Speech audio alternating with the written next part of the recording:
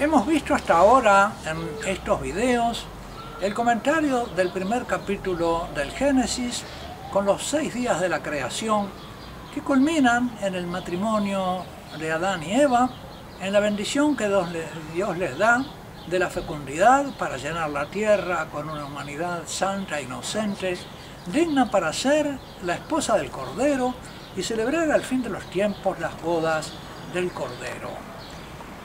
Vimos cómo el Señor también les hacía el regalo de bodas, encomendándoles el cuidado de la tierra, el gobierno de este mundo, y no un gobierno despótico y tiránico, sino de colaboración con Dios en el cuidado de la naturaleza. Ese es, digamos, el primer capítulo, que es como la obertura de una gran ópera de las obras de Dios, que nos da el sentido de la obra total. Y ahora vendría el desarrollo de esa obra en tres actos fundamentales, que son, en el primer acto, la creación del varón y de la mujer. En el segundo acto, inmediatamente, el ataque de la serpiente contra la obra divina.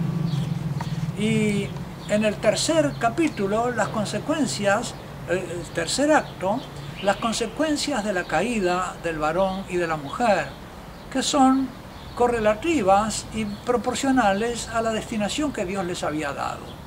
De modo que la pena es como la inversión de la destinación gloriosa al que el Padre destinaba al varón y a la mujer. El capítulo segundo del libro del Génesis comienza cerrando el capítulo primero, el capítulo anterior, diciendo: así fueron concluidos los cielos y la tierra con todo su ornamento.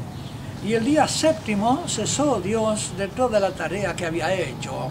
Y bendijo Dios el día séptimo y lo santificó, porque en él cesó Dios de toda la tarea creadora que había realizado. Estos fueron los orígenes del cielo y de la tierra cuando fueron creados. Y ahora comienza entonces, podríamos decir que se levanta el telón del primer acto y aparece lo que nos describe el Génesis. El día en que hizo Dios la tierra y los cielos. No había aún en la tierra arbusto alguno del campo, y ninguna hierba del campo había germinado todavía. Podemos imaginarnos que se levanta el telón y vemos esta extensión como de desierto, pelado, sin hierbas. Pues el Señor Dios no había hecho llover sobre la tierra, ni había hombre que labrara el suelo. Un desierto seco, árido, sin hombre que lo cuidara. Una naturaleza salvaje, pero agostada. Pero un manantial brotaba de la tierra y regaba toda la superficie del suelo. No había lluvia, pero había una fuente en medio de todo ese erial, en ese desierto. Una fuente. Entonces, el Señor Dios amasó al hombre con polvo del suelo e insufló en sus narices aliento de vida, y resultó el hombre un ser viviente. Acá crea Dios al Adán. ¿Cómo lo hace? Amasando esta figura con el polvo de la tierra y el agua. Allí está la materia prima para amasar al hombre, que es hecho de la tierra. Dios lo amasa con sus manos. San Ireneo va a hacernos notar que precisamente es la única criatura a la que Dios amasa con sus manos, las toca. En todas las otras criaturas las ha creado simplemente con la palabra de su boca. Vimos que Adán y Eva les dirigía la palabra por ser imagen y semejanza suya. Las dos últimas palabras de Dios se dirigen al varón y a la mujer, les habla, cosa que no ha hecho con ninguna otra criatura anterior. Les habla, las bendice y les da un encargo de ser ministros suyos en el cuidado de la naturaleza. Ahora se nos va a contar, digamos, así como en el primer capítulo se nos contó sincrónicamente la obra de Dios, todo al mismo tiempo, de manera sintética, ahora se nos analiza y se nos hace diacrónicamente. Y resulta que lo primero que crea Dios es al Adán, al varón. Cronológicamente es el primero, que es amasado de la tierra, creado su cuerpo de materia, un ser material, pero al mismo tiempo espiritual, animado por el aliento de vida que Dios insufla en sus narices. Dios lo hace un ser viviente. Este primer varón, por lo tanto, aunque participa de la materia, no es un ser puramente material, sino que es un ser que está animado por un soplo divino. A continuación, plantó el Señor Dios un jardín en Edén, al oriente. Un jardín de Edén se puede traducir también, como traducen algunos, un jardín deleitoso. Jardín deleitoso. Y el oriente, Mikedem en hebreo, se puede traducir también mejor quizá, un jardín en la presencia de Dios, un jardín de la presencia de Dios. Es un jardín deleitoso en el cual el hombre va a estar en la presencia de Dios. El hombre fue creado antes del paraíso. El paraíso les es dado después. Y la primera relación del hombre, por lo tanto, va a ser con su creador. La primera relación que tiene Adán es con ese Dios que sopla en su nariz un aliento de vida. Y la segunda relación va a ser con este jardín donde Dios lo pone, con un encargo, como vamos a ver. Creó un jardín, un ganán, la raíz hebrea del gan tiene la idea del cerco. Es un jardín cercado. Un jardín que tiene un cerco, está protegido. Como los antiguos jardines del oriente, los jardines de los sultanes, los jardines colgantes de Babilonia, eran jardines cultivados con un cerco. El jardín de Salomón, el huerto de Salomón en la Sagrada Escritura, todavía se ve hoy en Palestina, rodeado por un cerco, por un muro. Eso es propio de los jardines. Y además tienen una fuente de agua que los hace fecundos. Y el Señor Dios hizo brotar del suelo toda clase de árboles deleitosos a la vista, buenos para comer, y en medio del jardín, el árbol de la vida y el árbol de la ciencia del bien y del mal. Un árbol, dos árboles, uno el de la vida y otro el del conocimiento, el de la ciencia del bien y del mal. Como vamos a ver, este árbol es el árbol de la vida divina, que está en el medio del jardín, y del conocimiento de la sabiduría divina, de la cual el hombre no se puede apropiar si no es por participación y por donación de Dios. Dios le va a dar su vida en el momento en que Él quiera, y le va a dar el conocimiento y la sabiduría en el momento que Él quiera. Va a ser una concesión de Dios. De los demás frutos podrá comer, pero de este no. Así que estos dos árboles introducen en el relato la primera ley que Dios le da a Adán.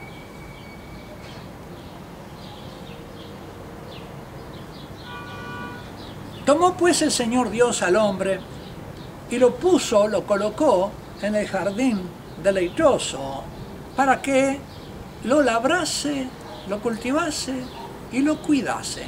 Dos cosas, por lo tanto. Cultivarlo y cuidarlo, vigilarlo, dice la palabra hebrea, llamar.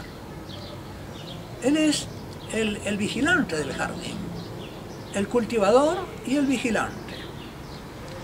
Acá viene una segunda relación con este primer varón. La primera ha sido la relación con Dios.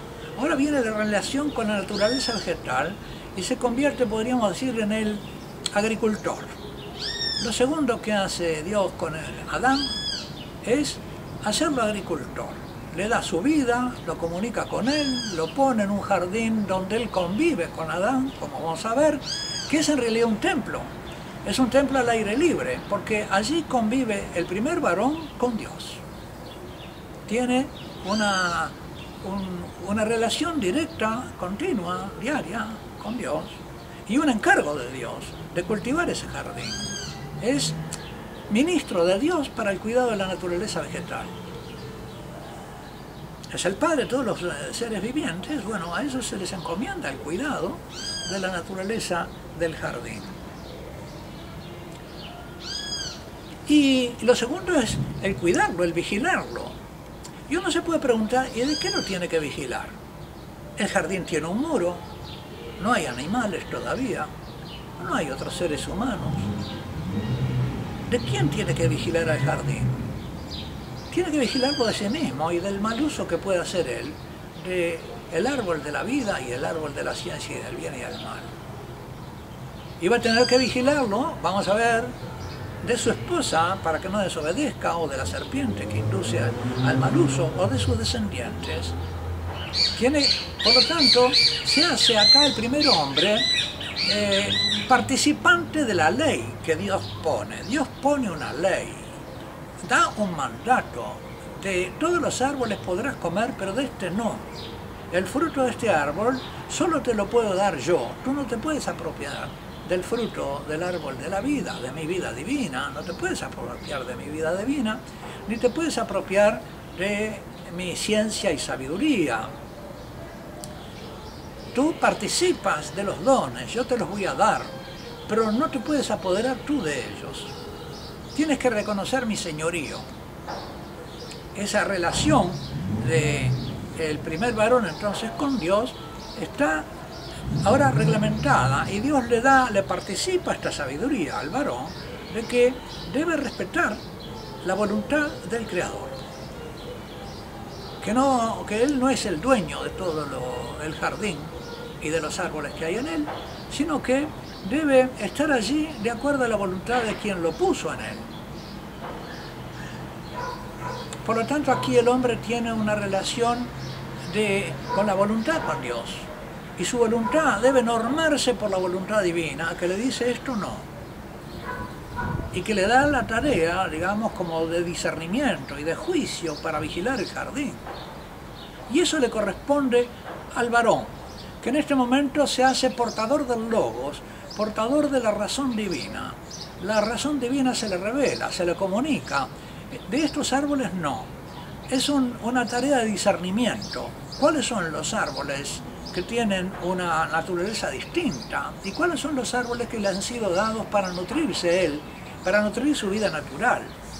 Pero para nutrir la vida y la relación con Dios, tiene que recibir los dones de Dios. No puede apoderarse de ellos. Tendrá que esperar a que Dios se los dé. Dios le impuso pues al hombre este mandamiento. Acá está el primer mandamiento. Acá nos encontramos con el primer mandamiento. Ya en el capítulo primero nos habíamos encontrado uno que cronológicamente es anterior, que dice, en el relato es anterior: creced y multiplicaos y llenad de la tierra. Ese es un primer mandamiento que se le da a Adán y Eva. Pero aquí hay un mandamiento anterior al que se le da a la pareja, que es el que se le da al varón antes de que exista la mujer. Y es que de cualquier árbol del jardín puedes comer, mas del árbol de la ciencia del bien y del mal no comerás, porque el día que comieres de él morirás sin remedio. Aquí se habla del fruto del árbol del conocimiento, pero en realidad están los dos árboles implicados, como si fueran casi de alguna manera una unidad: la vida y el conocimiento de Dios. Y ahora viene otra palabra: dijo luego Dios, no es bueno que el hombre esté solo, voy a hacerle un auxilio adecuado, semejante a él, frente a él. Y el Señor Dios amasó del suelo todos los animales del campo y todas las aves del cielo, y las llevó delante del hombre para ver cómo los llamaba. Notemos que aquí Dios amasa a estos seres vivientes, pero no les sopla el espíritu viviente como hizo con Adán. Son de una naturaleza animal distinta a la de Adán, que no está animada por el soplo divino, pero están también amasados. El primer varón, el primer Adán, el hombre de la tierra, Adán quiere decir tierra en eso, la tierra como humus, en hebreo. Este primer hombre de la tierra es tan terreno como los animales, participa de esa naturaleza animal, pero por la sabiduría, por el soplo divino, está por encima de los animales y tiene la capacidad de ponerles nombre. Recordemos que en el capítulo primero, Dios, cuando crea las cosas, le pone nombre a las cosas. Y dijo Dios, hágase la luz, y se hizo la luz, y Dios llamó a la luz día y a las tinieblas noche. Va poniendo nombre a las cosas Dios. Bueno, ahora lo hace partícipe a este ser humano, que participa de una imagen y semejanza de Dios porque es portador de un logos, de una razón que se aplica, de un juicio sobre las cosas, de un conocimiento de las esencias, que conozca a los animales y les ponga el nombre, y que serán llamadas según el nombre que el hombre les ponga. Dios lo diputa, lo destina, le da el ministerio de nombrar las cosas en lugar de Dios mismo, porque participa del conocimiento divino, del poder divino para nombrar las cosas, de la inteligencia para conocer sus esencias, conocerlas y ponerles un nombre, como lo hacía Dios en el primer capítulo. Y acá se crea un tercer vínculo, una tercera relación. La primera del varón fue con Dios, la segunda con el mundo vegetal y fue el agricultor. Ahora es la tercera con el mundo animal y va a ser el pastor o el guardián de los animales también, el guardián del orden ecológico, de las aves en el cielo, los peces en el mar, los animales de la tierra, los animales domésticos.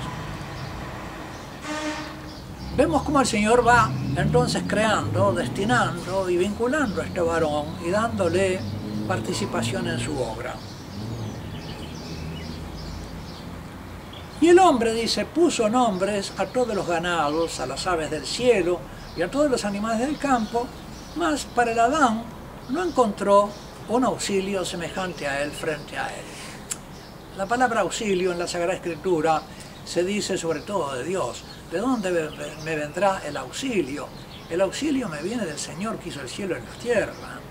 El auxilio me viene de los montes, donde están los santuarios divinos, los templos.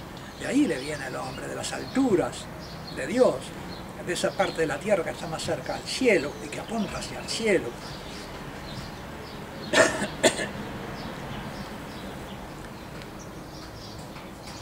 Pero el hombre entonces no encontró en los animales una ayuda semejante a él, frente a él. No eran seres de naturaleza humana, eran animales a los que podían ponerle nombre, relacionarse con ellos, como se relaciona el hombre con los animalitos, que tienen capacidad de relacionarse con él, ya sea para temerle, ya sea para obedecerle o servirle. Pero entonces el Señor Dios hizo caer un profundo sueño sobre el hombre, el cual se durmió. El sueño en la Sagrada Escritura tiene que ver con la muerte. Cuando mueren los patriarcas se dice que se durmieron con sus padres.